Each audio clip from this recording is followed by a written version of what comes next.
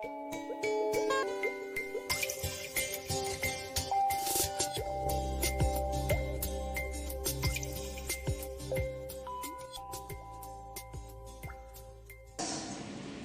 name is and I am the director. A few of us in this room today probably wished that we were in Cyprus participating in the 40th anniversary or the celebrations of the 40th anniversary of the Cyprus American Archaeological Research Institute in Museum. As indeed several of us have a share in this institution, but I hope that we can all think of tonight as our small contribution to the celebration of the 40th anniversary. And it is truly a very great pleasure to welcome tonight's speaker, Dr. John Lund. John was originally educated at the University of Copenhagen, but I think it's fair to say that as long as anyone can remember, he has been with the National Museum in Copenhagen. And in fact, many years ago, when I attended my first international conference with John, I think this was in Brussels, was when I realized for the first time that we have a genuine rock star of classical archaeology living on the top floor, or residing on the top floor of the National Museum in Frederiksholmskanalen. John is a ceramic specialist with a keen eye for distribution patterns, trade and circulation. His area of choice is the Greater Eastern Mediterranean. His periods of preference, the Hellenistic and the Roman period. His favorite materials, I think I'm not exaggerating, are transport amphora and tablewares, but he also has a taste for the quixotic, such as pig-shaped rattles in ceramics. John is a prolific reader as well as writer, and he has uploaded 60 articles to his academic profile. And in 2015, he published his seminal work, here you have it, a study of the circulation of ceramics in Cyprus from the 3rd century BC to the 3rd century AD, tying together a lifetime of studies of different types of ceramics in the Eastern Mediterranean into one cohesive hypothesis. As all the best research, the book answers many questions, but provides just as many new questions for future research to keep the circulation study of ceramics vibrant. And this, I believe, is what we will hear more about tonight. So please join me in welcoming John.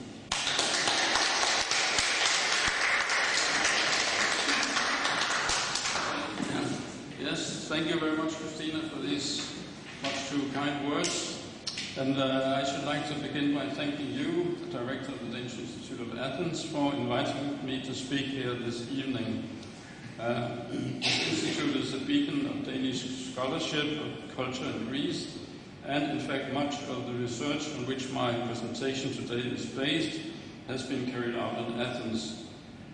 I should like to thank all of you who have come here on this marvelous sunny evening for this paper, which will take about 40 minutes or something like that. Anyway, the first part of my talk offers an overview of the results of my work on the ceramics and archaeology of Cyprus, which culminated in the publication of my monograph dealing with the subject in 2015. The second part of my talk will focus on the period between about 150 and 300 AD, when ceramic finddwellers were few and far between, both in Cyprus and in some surrounding areas in the Eastern Mediterranean. I shall try to come up with some possible explanations for this art phenomenon. But to understand why I chose Cyprus, and in particular Cypriot pottery as a research topic, it's necessary to go way back in time to the spring of 1974, when I arrived in Cyprus for the first time with 3 other Danish students to participate in the excavations at Kitchen, directed by Vassos Karageorgis. One of these students was Lund, who some 10 years later, invited me to study the pottery from the Canadian survey project in the area of Ptolemies, present-day Kuplia, in southwestern Cyprus, which she was co-writing with David Robb, who is, I'm glad to say, has found time to come here today. David, the present director of the Canadian Institute in Athens. Luna later invited me to study the Hellenistic and Roman ceramic finewares from her excavations for the University of Copenhagen at Panagia in Matosa, Aradipu, where Christina was co-director. And at about the same time, it's about 1995, I had also undertaken to study the pottery from a survey and excavations in the Ikanos Peninsula in the westernmost Cyprus, which Jana Pfeiffer co-directed on behalf of the University of Aarhus. As I was processing the pottery from these three projects, I was struck not so much by the undoubted similarities as by the differences in the ceramic patterns between one part of this island and the other. And this prompted my interest in the regional variations of Hellenistic and Roman Cyprus, a phenomenon that had previously not been the subject of much scholarly interest, in contrast to the regionality of the island in the prehistoric periods. Rather, there used to be a tendency to stress the koine, that is the common language of material culture, which supposedly characterized Hellenistic and Roman Cyprus, a notion that I do not really share. But anyway, ceramic material from these three projects was the point of departure for my research, but I have of course also taken pottery from other archaeological projects in Cyprus into account, as well as relevant artifacts kept in museums in and outside the island. My aim was to carry out a regional analysis and to clarify the degree to which the study of pottery distribution could contribute to our understanding of the people who made, exchanged and used the vessels in question. Cyprus, being an island, is presumably well suited to such a study. Another aim was to gauge the degree to which ceramics are capable of contributing to our knowledge of the history of ancient Cyprus, economic and otherwise. Cyprus is the third largest island in the Mediterranean Sea after Sicily and Sardinia. The Troodos Mountains constitute a barrier of sorts between western Cyprus and the rest of the island. The Karinia mountain range, which hugs a part of the northern coastline, is another such barrier.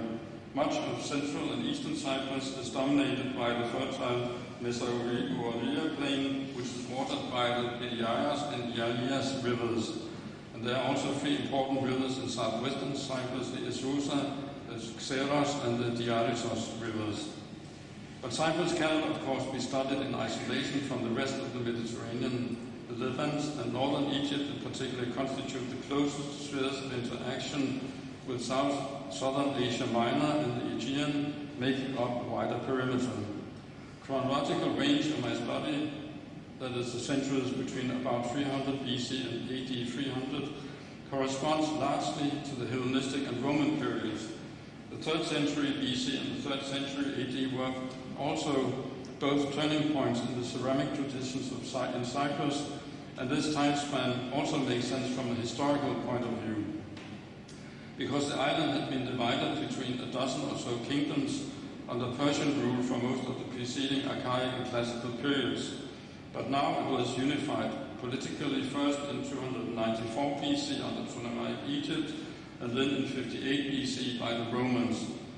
And most of the principal urban centers of the Iron Age kingdoms survived this tradition, but near Paphos, which had been founded anew a decade or so before 300 BC, eventually became the capital of the island under Ptolemaic rule and remained so until the 4th century AD. According to David Robb, Cyprus had a three-tiered settlement system in the Roman period. Near Paphos constituted the first tier, the second tier being made up by most of the other cities indicated on this map, and the third tier consisted of large, medium and small villages as well as farmsteads. The evidence from the Ptolemies survey project and other surveys suggest that something similar was the case in the Hellenistic period, even if perhaps this reality was probably more complex than suggested by this theoretical division of the settlements. Of course, the Hellenistic and Roman pottery of Cyprus has been studied and documented by far too many to mention here, but it seems appropriate to single out two of the most influential scholars. The first is Alfred Westholm, a member of the Swedish Cyprus expedition, whose typochronological framework was published in 1956. Westholm's chronology was principally based on a series of closed find groups from tombs or elsewhere and on stratigraphical excavations. His system deservedly became a commonly accepted framework for the study of the Hellenistic and Roman pottery of Cyprus, but it is now largely superseded by other studies, in particular by John Hayes' fundamental publication of the pottery from the house of Dionysus at near Paphos. And incidentally, Hayes was among the first to become aware of regional differences in the ceramics of Hellenistic and Roman Cyprus, followed by the French scholar Jean-François Salm, but the issue has not really been the topic of a single investigation until mine. Cyprus is one of the countries in the eastern Mediterranean that has been best explored by archaeologists, and a map showing the sites I've taken into consideration might suggest that most of the island has been investigated to the same degree. But that is, however, not the case, because Western Cyprus, in particular near Paphos and its surroundings, has been investigated far more intensively than the rest of the island, even if the cities on the southern coastline have also been researched fairly thoroughly. By contrast, however, northern and northeastern Cyprus, as well as a good deal of central part of the island, are more poorly documented, primarily because these parts of the island became inaccessible to archaeological research after the Turkish occupation of northern Cyprus in 1974. And this lopsidedness needs, of course, to be taken into account when interpreting distribution patterns. Here you see the surveys that have been carried out that are relevant to the Hellenistic and Roman periods. There are far more surveys relevant to the Bronze Age and Iron Age periods. Another challenge is the fact that the numerous excavations and surveys have not resulted in the identification of any ceramic kiln that was active in the Hellenistic and Roman periods. But misfired sherds, which probably indicate pottery production, have been brought to light at Paphos, Kitchen, Amatus, and in Nicosia. And also inscriptions mentioning potters are known, in particular from the sanctuary at Kapassin in central Cyprus, which was active between 225 and 218 BC or slightly later. Moreover, scientific clay analysis provides some hints as to the general location of some of these elusive kilns. Neutron activation analysis of pottery from the hill of Ayashorios in Nicosia have thus shown that the bulk of the vessels found there were of local manufacture. Other scientific clay analysis have pointed to pottery production in the area of the Skoriotissa mine, and others still have indicated the presence of pottery kilns at near Paphos, Kitchen, and Amatus.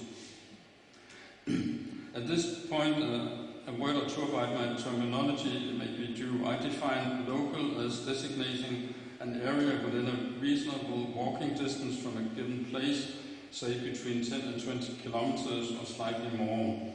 Region, on the other hand, is a term that is not as easy to come to grips with, and the word is often used in a more loose sense.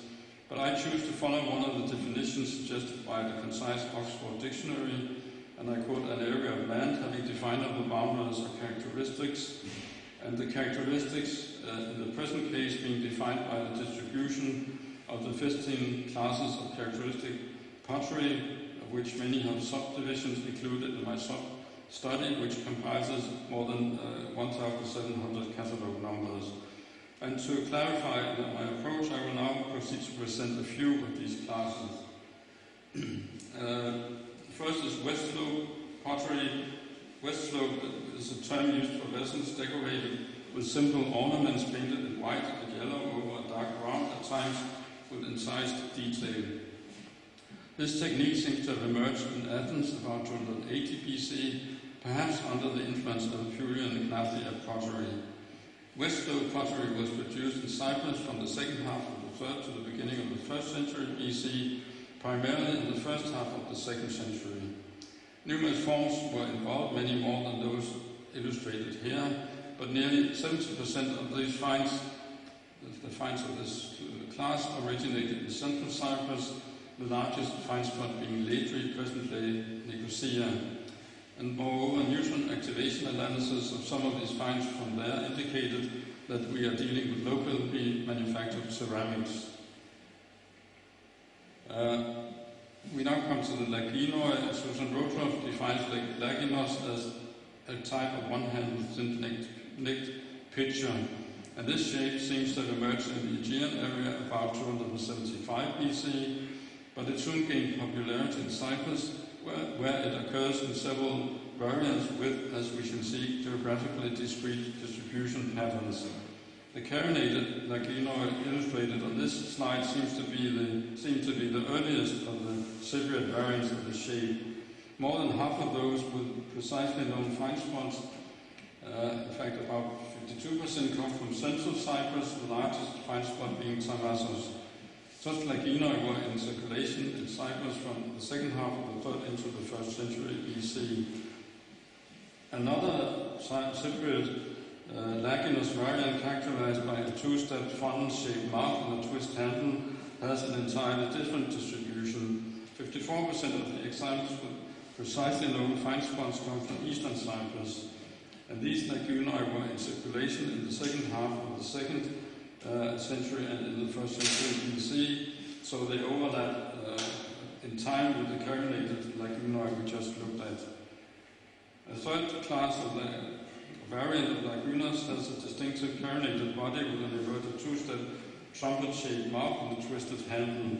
They seem to date from the late 2nd into the 1st century BC. The number of finds with a secure provenance is admittedly very small, but more than 50% of those of the laguna of this type were found along the southern coast of Cyprus. Another class included in my study is the so-called map red, which Westholm defined on the basis of finds made by the Swedish Cyprus expedition at Soloi in northwestern Cyprus. Such vessels usually have a brownish-red, often bottom slit.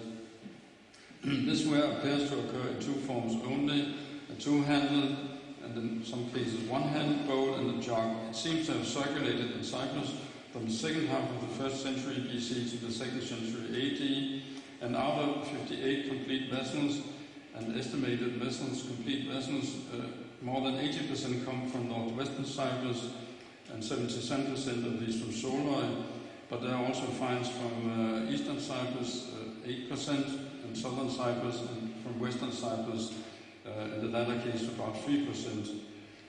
And finally, the so-called conical unguentaria is another distinctive form which is unique to Cyprus. It seems to be derived from prototypes in the class.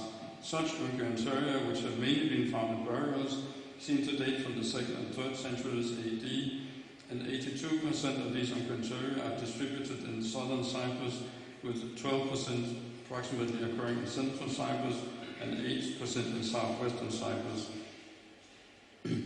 As these examples show, each class was mainly distributed in one part of Cyprus, but the distribution of two or more classes overlapped in several cases. Of the ones I have just mentioned, West-Slope pottery and the carinated lagunoi were thus mainly distributed in central Cyprus, whereas the lagunoi with the trumpet-shaped mouth and the conical unguentaria were chiefly circulated in southern Cyprus.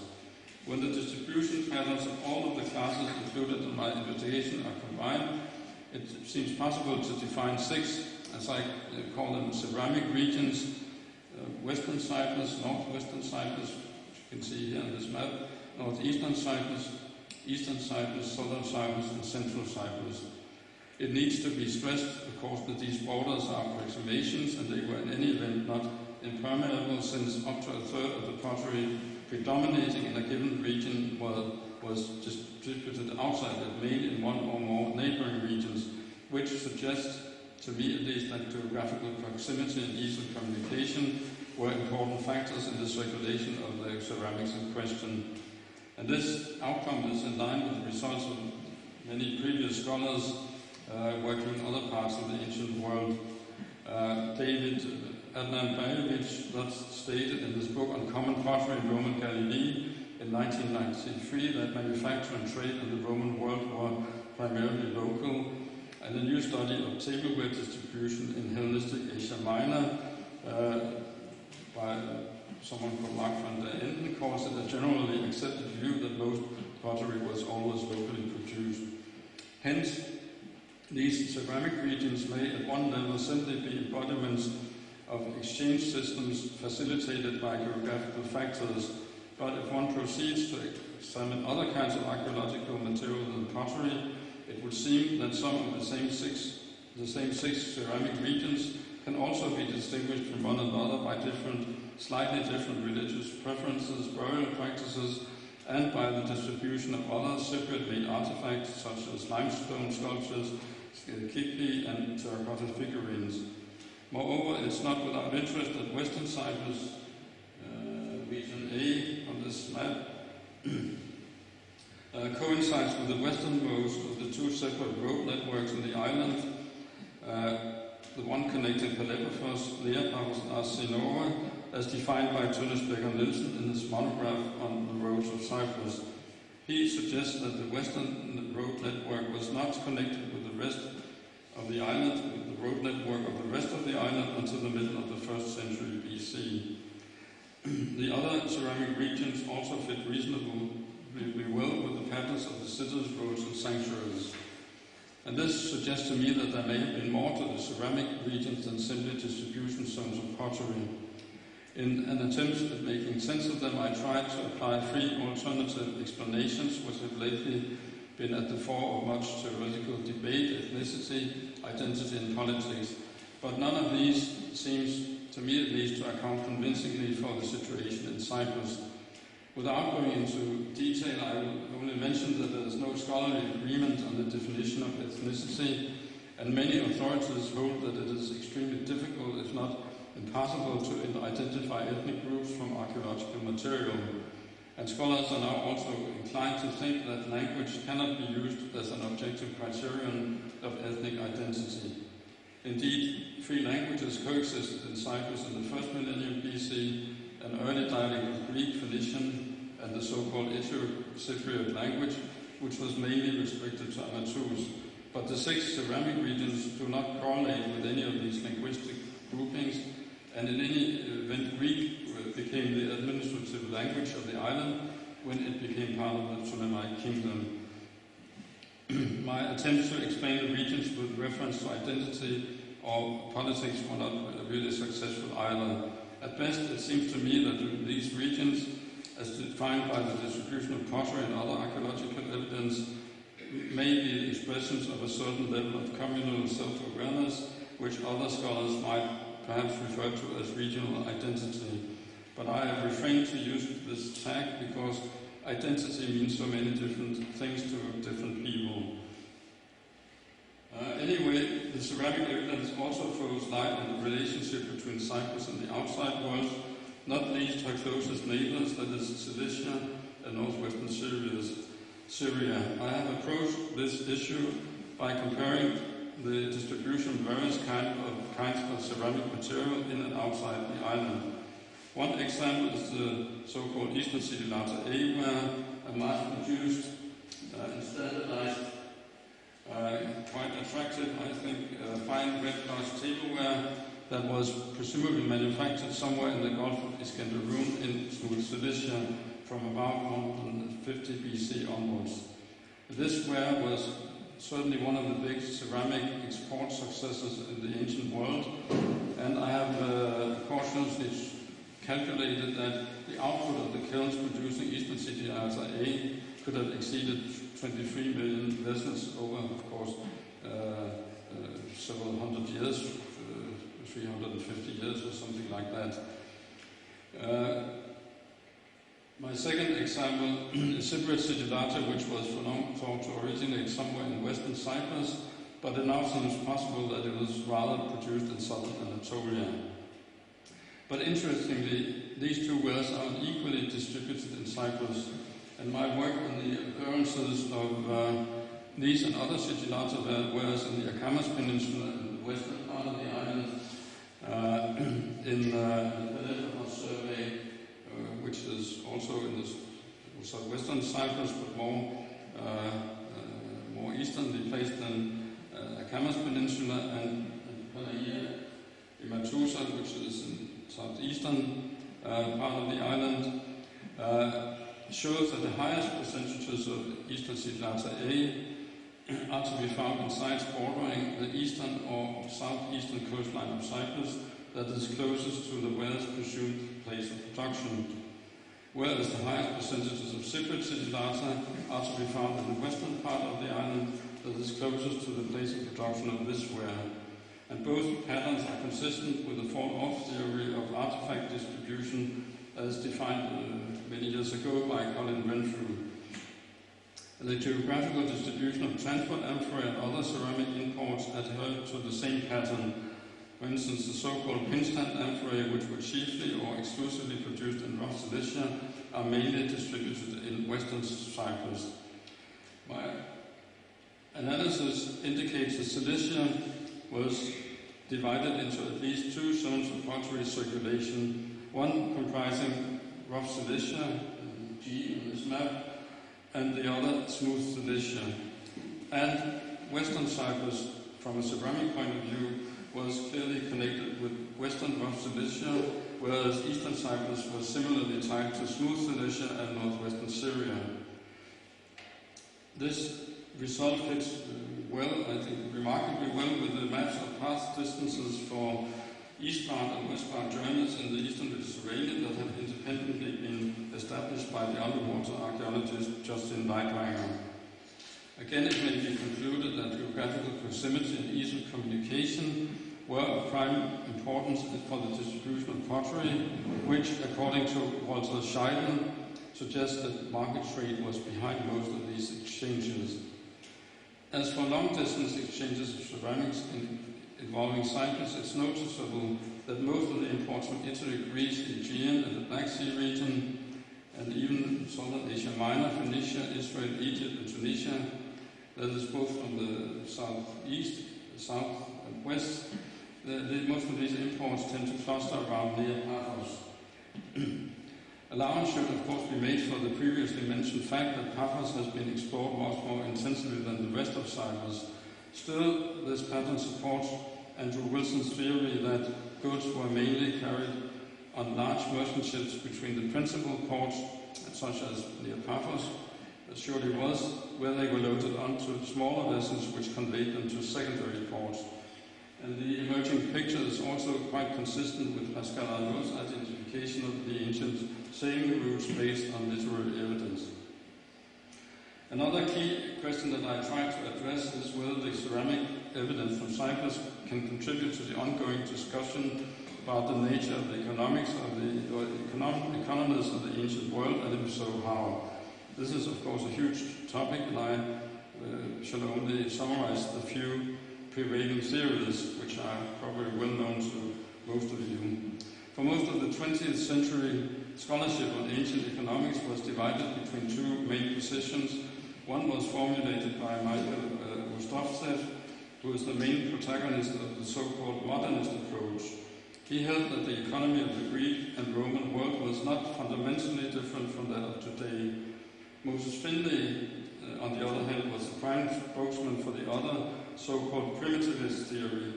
He thought that it was a mistake to apply modern economic concepts to ancient economics, arguing that trade and industry only played a marginal role in antiquity and that manufacture was mostly directed towards the local market. Finlay claimed that if Rostovtsev's point of view was correct, it would imply that the ancient economy was a conglomerate of many mutually dependent markets, which was, according to Finlay, not the case. Many scholars have since then discussed these theories and formulated new approaches, which have contributed positively to debate. For instance, Peter Fribinger-Frank from Copenhagen, who emphasizes the risks, uncertainties, and deficiencies in information that characterized ancient commerce. He suggested that the bazaar might be an appropriate model for the functioning of Roman markets. It has recently been said that a new consensus has emerged from this debate, but there's still differences continue. What can the ceramic, if anything, can the ceramic evidence from Cyprus contribute to this discussion? Firstly, my findings do not suggest that Cyprus constituted a single integrated market for pottery. The evidence further indicates that pottery was primarily produced in Cyprus for local and regional consumptions. Both conclusions tend to support Finlay's point of view, but on the other hand, the Hellenistic period saw the emergence of a number of huge ceramic workshops, for instance, the Eastern sidelight manufacturers, which produced and exported fine wares at a far larger scale than Finlay seems to have accounted for. Production in some Eastern sidelight workshops were exceedingly high, as I mentioned, and the ceramic evidence therefore suggests to me that there is some merit in both Rostovtsev's and Finlay's theories about the ancient economy, but that it was probably much more complex and less static than envisaged by either of them. I will now come to the second, last part of my paper, which will offer some new suggestions with regard to the problem which has professional archaeologists specializing in the production and circulation of Roman pottery in the Eastern Mediterranean for several decades. The core of the problem is that hardly any ceramic fine wares were circulating in the southeastern Aegean and most of the Levant between about 150 and 300 AD. It is easy to point to one reason for what we may call this ceramic fineware crisis, because the three major manufacturers of ceramic finewares of interregional significance in this part of the Eastern Mediterranean stopped production between about 150 and 225. That is Eastern Sidelight A, Cypriot Sidelight, and Eastern Sidelight B. We do not know why these industries closed down, but the implications were clear enough. From now on, consumers in this part of the world could no longer buy the ceramic finewares they had been used to putting on their table for hundreds of years. But the curious thing is that they did not simply replace the missing products with other vessels, either made locally or imported from the major ceramic industries of regional importance that continued in business. For instance, Eastern Sidelight C and African red slip were produced in Africa Ptolemies, that is present-day Tunisia. To illustrate the scope of this problem, I shall limit myself to quoting from three recent publications. The first is Philip Kendrick's work from 2013 on the pottery found at Sogma in present-day Turkey. In it he states, and I quote, "In the 2nd and 3rd centuries AD, an even more curious phenomenon occurs with an almost total disappearance of tablewares of any description, whether locally made or imported. This is a widespread phenomenon in the Eastern Mediterranean, by no means exclusive to Sogma." The second example comes from a well-documented field survey of the Vasilikos Valley in Cyprus. In his report of the ceramic finds from 2015, Marcus Roundman noted that no ceramic finewares datable from the late 2nd to the 3rd centuries were found there. And Ross Thomas from the British Museum provides the third example in his discussion of the finds from the ongoing British exploration of Naucratis in the Nile Delta. And he notes, and I quote, "a steady decline in the archaeological record extending from the late 2nd century AD and reaching its lowest point at the end of the 3rd century AD at Alexandria, Naucratis, Mareotis, and in the Western Delta." And I could add many more quite similar quotes. But the near absence of ceramic finewares from these centuries is all the more enigmatic because it's difficult to conceive of a household in classical antiquity that could make do without ceramic tablewares for the serving of meal, the drinking of wine, etc. True artifacts of glass and metal were used for similar purposes, and they were more prestigious than their ceramic counterparts. But Vitruvius's observation that our tables, and I quote, "our tables are loaded with silver vessels, yet everybody uses earthenware for the sake of purity of taste," shows that this was not the only issue involved. And the missing finewares, of course, also pose a problem to archaeologists, because this kind of pottery can usually be dated fairly accurately. We are therefore left in the dark when ceramic findworks are missing. And this is why the 3rd century AD in particular is invisible or nearly so in many surveys and excavations in Cyprus, the Levant and elsewhere, and this gap can only in part be filled by other kinds of pottery, such as cooking wares and transport amphorae, because these categories mostly remain unchanged over centuries. Hence, no precise dates can be derived from them. A number of suggestions to the possible explanations for this strange situation have been put forward in the last decades. One reason could be a decline in consumer demand for ceramic tablewares due to an increased use of vessels of glass and metal. But glass vessels had already become inexpensive long before the 2nd century AD, and the evidence, such as it is also indicative of a diminished use of glass vessels between about 150 and 300 AD. This only changed in late antiquity when there was a boom in glass production and use throughout the Mediterranean. Moreover, if we are to assume that the decline in the number of ceramic finewares was caused by a shift to those of glass or metal, then it is hard or almost impossible to account for the fact that pottery production and use actually increased in the 2nd and 3rd centuries AD in the Roman province Africa Consularis in present-day Tunisia, which was one of the richest provinces in the Roman world. And Eastern Sidelight Sea also continued to be manufactured in northwestern Asia Minor, and Sagalassos red slipware in Pisidia and the interior of Anatolia. And it is difficult to credit the notion that eating and drinking habits could differ so radically from one Roman province to the next, or even within the same general area. Another possible explanation put forward is that the fineware crisis was mainly due to an economic downturn, the famous or infamous 3rd century AD crisis in the Roman Empire. Marcus Raubmann and several other archaeologists and historians argue for this interpretation, but others are just as strongly opposed to it. And most scholars will probably agree with Philip Kenrick's statement that he can see no satisfactory explanation for the widespread lack of finewares in the Eastern Mediterranean. But I shall now try to present perhaps a partial answer to this riddle. But in order to do so, it's necessary to go a little back in time to see what happened to many of the local producers of tableware pottery in the 1st century BC and AD. I've already mentioned Cyprus, and here several producers of finewares, the local producers of finewares in the Hellenistic period, seem to have gone out of business from the 1st century BC onwards.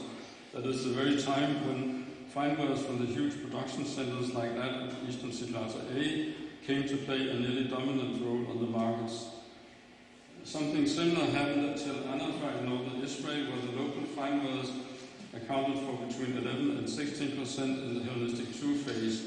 But the excavator Andrea Berlin has kindly informed me that insofar as the evidence shows, there are no locally produced fine tablewares at Anafra in the early Roman phases.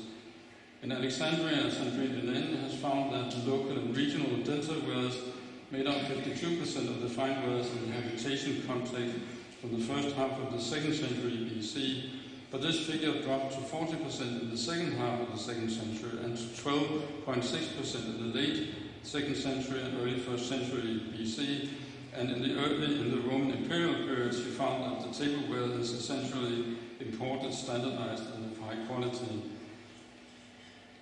Moving on to Libya, Philip Kendrick has concluded that Sidi Krabish Benghazi was the seat of a local production of finewares in the Hellenistic period. But he says the absence of any new forms datable later than the 1st century AD suggests that the industry came effectively to an end during that century. And Christoph Tomsansky's recent survey of Pterosigillata, red slip, and related wares at Ptolemies, also in Libya, does not refer to any local or regional production at all. And judging by the publication of the finewares from Sabrata, again in Libya, something similar was going on here. Jonas Eyring's survey of Hellenistic pottery at Knossos in Crete showed that in the Hellenistic period, the material was almost only comprised of local products. And he noted, and I quote, "Imported pottery is much less frequent here than at many other sites in the Aegean area. Foreign sources do not make a presence until the 2nd century, when Asia Minor supplies what little there is." But by contrast, Gary Foster's chapter on the Roman pottery of Knossos in the same book dealt almost exclusively with imported fine wares. And Hugh Sackett's publication of the unexplored mansion at Knossos from 1992 demonstrates that the local fine-slipped wares were produced in ever-decreasing quantities from the Augustan period onwards. Local pottery, as we can see here, constituted 26% of the fine wares under Augustus, Tiberius, and Claudius, 19% under the Flavians, 13% under Hadrian, and 0% under the Severians. Moving on to the Greek mainland, Catherine Abadiranel found that imported fine wares surpassed the locally produced pottery at Argos from the late 1st century through to the 2nd century AD, when she linked with the developing taste of the consumers for imported bread glass fine wares. And as for Athens, I will only quote Susan Rotor's reference to a decline in the potter's art towards the end of the 2nd century and in the early 1st century BC, and to her suggestion that, and I quote, "the 1st century Athenians had to depend increasingly on imported pottery." I conclude this review with Ephesus, the capital of the Roman province of Asia Minor, which was the epicenter of a flourishing ceramic industry in the Hellenistic period. However, Sabine Ladstetter has convincingly demonstrated that a profound change occurred in the final quarter of the 1st century BC, which coincided with the establishment of the Eastern Sidelight B industry in the Meander Valley at some distance from Ephesus, presumably at Troilus. Production of fine wares at Ephesus itself now came to an almost complete stop, and Ladstetter convincingly argues that it was the newly established Eastern Sidelight B industry that dealt a death blow to the local production of fine wares at Ephesus. Evidently, the 1st centuries BC and AD were a time of profound change for the local production of fine wares at a wide range of sites in the Roman East. At Tel Anafa, Alexandria, as well as in Libya, Crete, and at Ephesus, local production of fine wares apparently stopped altogether, and there was a decline in the potter's art elsewhere, for instance at Argos and Athens, apparently followed by a decreasing output of local fine wares. What might the reason be for this? Several scholars have already, as I've mentioned, at their individual sites associated this phenomenon with the increased importation of the mass-produced red glass and highly standardized and, to my eyes, very attractive Eastern Sidilata wares. This trend began with Eastern Sidilata A about the middle of the 2nd century BC and was followed in later 2nd and 1st centuries by the emergence of the other categories of Eastern Sidilata. And many of the previous local fineware producers were evidently, it seems, doomed to extinction unless they could bring out their own version of Sigillata. And this is especially clear at Ephesus, where the local production of finewares was wiped out at the precise time when the Eastern Sigillata B industry was founded at nearby Troilus. The notion that it was competition for the emerging Sigillata producing centers which either drove some local makers of fineware out of business or prompted them to start their own Sigillata like production is not as fanciful perhaps as one might think. And even Moses Finley, who otherwise virtually ignored archaeological data, contemplated such a possibility for the Italian Sigillata industry, though he downplayed its significance. And there are also other examples of the same in the Western Mediterranean, which I shall not go into here. There is no generally agreed definition of the concept of globalization, though it has recently been defined as, and I quote from Martin Pitts and Miguel John Frisch, they define it as a process by which localities and people become increasingly interconnected and interdependent. Still, in the world we live in, the wiping out of local industries by mass-produced and perhaps cheaper objects from abroad is a common enough phenomenon which many today see as the result of globalism. And I think that this is actually precisely what happened already in the 1st century BC in the Mediterranean. If this is in the Eastern Mediterranean especially. If this is correct, perhaps it becomes easier to understand why there were no fineware producers, no local fineware producers to take the place of the huge industrial manufacturers of sigillata in this part of the world when they stopped production for whatever reason between AD 150 and 225. Local production of tablewares simply no longer existed in this part of the world because the manufacturers had largely been wiped out a century and a half earlier. Since the consumers in Cyprus and the Levant could not replace the imported fine tablewares with local products when this fineware crisis set in, one might ask why they did not fill the fineware gap by corresponding finewares which continued to be made through to late antiquity. For instance, the African red slipware, as I mentioned, Sigillata C, and such as Sagalassos red slipware in Pisidia. At first sight, it's difficult to see what could have stopped these manufacturers from filling the demand for ceramic fineware, and indeed this is exactly what happened at Ptolemies and Kyrenaica, but not in Cyprus and the Levant at large.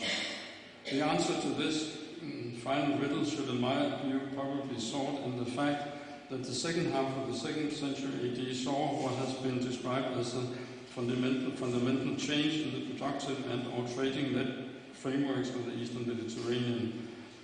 The Roman Mediterranean market appears to have been much more integrated before the middle of the 2nd century AD than it was in the succeeding centuries and a half, when connectivity deteriorated between Cyprus and the Western Mediterranean in particular. That is the area referred to by the historian Walter Scheiden as the core of the Roman Empire. As far as transport are concerned, the previous strong links between Cyprus and the Western Mediterranean were terminated at about this time, and Cyprus was almost exclusively involved in Eastern networks from the 3rd and 4th century onwards. We cannot speak of a complete breakdown of communication, in particular within the Eastern networks, and certain areas were more afflicted than others. And there was also no doubt a resurgence in and outside Cyprus under the Cypriot emperors, but generally speaking, connectivity between the Eastern and the Western Mediterranean was by now markedly different from that of the 1st century and a half of the Roman Empire. So to conclude, it's my contention that the ceramic fineware crisis in Cyprus and much of the Eastern Mediterranean may be explained with reference to the following interconnected developments. The establishment of the major sigillata industries in the Eastern Mediterranean from the 2nd century BC onwards drove many local producers of finewares out of business. This meant that there were no local producers of finewares left, ceramic finewares left to take the place of the sigillata industries when they themselves went out of business between AD 150 and 225, and the consumers were unable to fill the fineware gap with African red slipware imported from North Africa or other products from faraway regions, because connectivity with the Western Mediterranean deteriorated increasingly from the middle of the 2nd century AD onwards, that is outside the core of the Roman Empire as defined by Walter Scheiden. Some scholars view the 3rd century AD as a time of crisis characterized by instability of the throne, by civil war, inflation and external pressure on the borders. Others are reluctant to apply this label, but agreeing on the right term, should we call it a crisis or not, is perhaps relevant as long as we can agree on what actually was going on. The real difficulty lies in diagnosing the underlying reasons behind the observed development, but I think you will be perhaps pleased to know that it's outside the scope of this paper to initiate such a discussion. So thank you for